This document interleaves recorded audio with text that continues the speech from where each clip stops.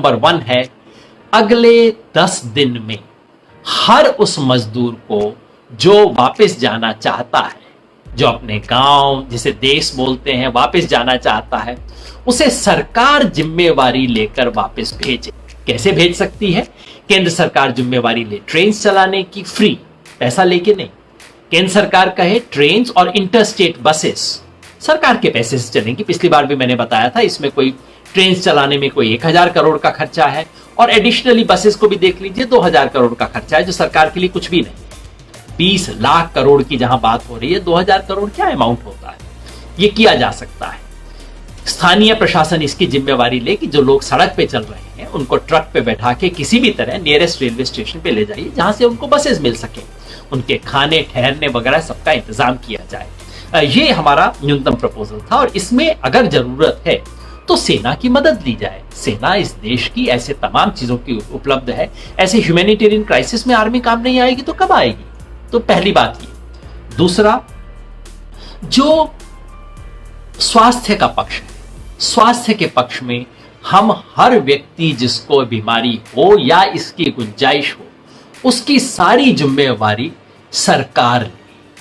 पहला, इसके लिए जिस भी व्यक्ति को टेस्ट करवाने की आवश्यकता हो, जिसको कोई भी सिम्टम्स हो, उसका टेस्ट हो, फ्री हो, समय पे हो, बिना दुविधा के हो। जिस तरह से आज प्रॉब्लम्स आ रही है वो बिल्कुल नहीं होनी चाहिए। दूसरा, कि अगर जो टेस्ट में पॉजिटिव पाया जाता है, जिसको क्वारंटाइन करना पड़े क्वारंटाइन, हॉस्पिटलाइज करना पड़े हॉस्पिटलाइज, आईसीयू से लेके वेंटिलेटर तक, ये तमाम सुविधा स्टेट की तरफ से, सरकार की तरफ से मिलनी चाहिए।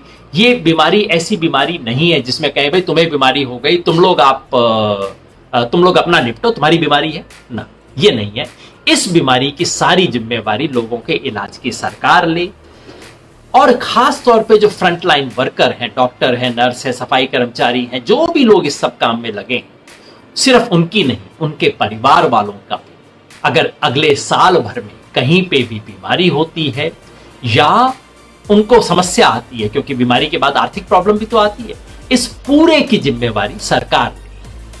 और इसमें अंतिम पॉइंट है कि सरकार पूरी की पूरी सूचना जनता के सामने रखे, क्योंकि आज तो हमारे को पूरी सूचना भी नहीं आ रही है, पता भी नहीं लग रहा है। और अभी आपने देख रहे होंगे अखबारों से भी हेडलाइन धीरे धीरे गायब हो रहे हैं कि कितने केसेस हुए, कैसे हुए, सब चीजें अब थोड़ा थोड़ा गायब होती जा रही हैं। जबकि सबसे तेजी से बढ़ना शुरू हुआ है, उसी वक्त हेडलाइंस बदलते जा रहे हैं, गायब होते जा रहे हैं।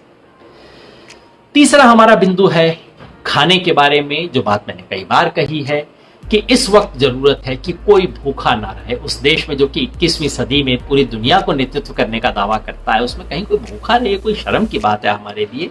इसके लिए हर व्यक्ति को राशन, उनको भी जिनके पास राशन कार्ड नहीं है, उसका तरीका हमने बताया है।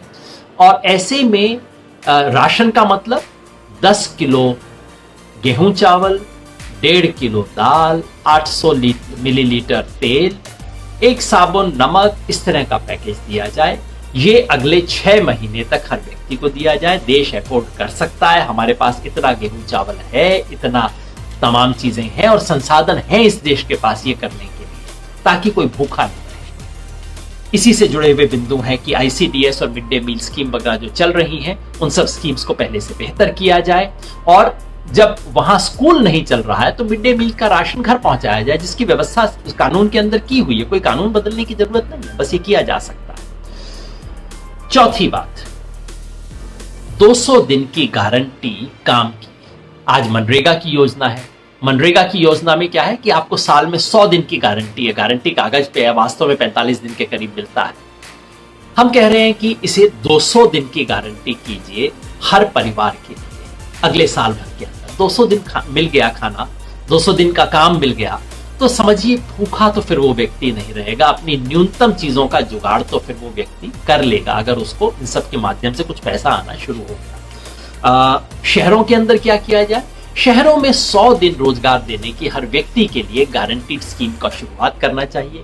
कम से कम अगले 1 साल के लिए हम ऐसा एक स्कीम बनाएं जिसमें हम 100 दिन के काम की गारंटी दें। ये दोनों बात हमने कही शहर और गांव के बारे में। और मनरेगा में जो पीस मील के हिसाब से दिया जाता है, बहुत मुश्किल होता है लोगों के लिए इस वक्त, खासतौर पे इतनी गर्मी में काम करना, उनको दिहाड़ी के सहारे से दिया जाना चाहिए। पांचवा बिंदु हमारा है कि इसमें जो हर व्यक्ति जिसको नुकसान हुआ है किसी भी तरह का, उसके नुकसान की भरपाई की जाए। जिसको सैलरी मिलती थी, सैलरी रुक गई है, उसको कोई ना कोई भरपाई हर्जाना दिया जाना चाहिए।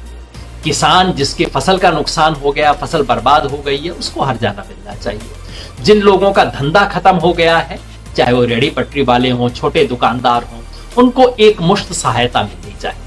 और जो कंपनियां अपने वर्कर्स को पैसा नहीं दे पा रही हैं, उन कंपनियों को सरकार कुछ उधार दे ताकि वो अपने वर्कर्स को पेमेंट तो कर पाए।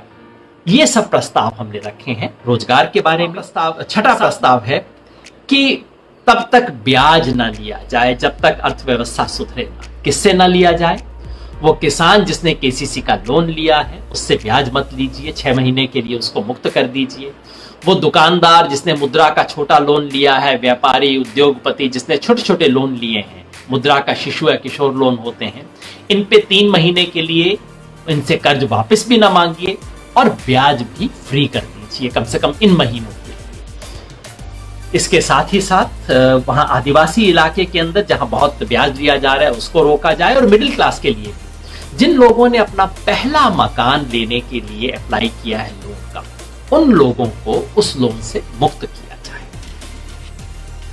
7वां है, the government must explore emergency ways of raising resources going beyond the usual set of taxes and levies to cope with the problem of funding large relief packages।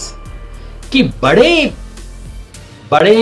पैमाने पर लोगों को रिलीफ देने, राहत देने के लिए जिस बड़े पैमाने के संसाधन चाहिए वो इकट्ठा करने के लिए सरकार को सामान्य टैक्स और सामान्य लेवी से बाहर जाके कुछ नए और आपातकालीन तरीके सोचने चाहिए।